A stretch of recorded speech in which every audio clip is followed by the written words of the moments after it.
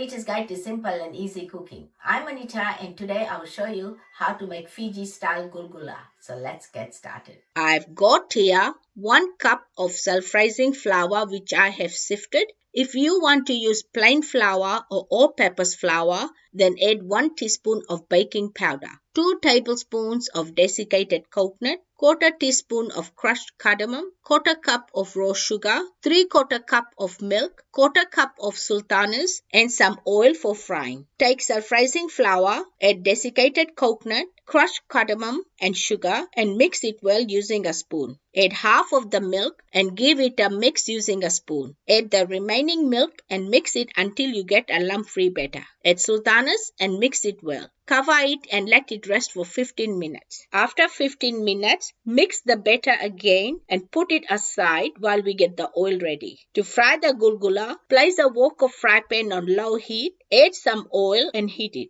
Line a dish with some paper towel to absorb excess oil after fry. When the oil gets hot, drop small amounts of batter into the oil using 2 spoons or you can use your hands. Turn them over when you start to see a brown color around the bottom. After this stage, you can start turning them frequently so they can cook evenly and fry them until you get a golden brown color. Take them out in a spider spoon, shake the excess oil off and drain them on some paper towel. Repeat this process until you have finished frying all the gulgula. My easy gulgula is ready and you can serve them warm or cold. Leftover gulgula can be kept in a sealed container in the fridge for up to 5 days. Enjoy.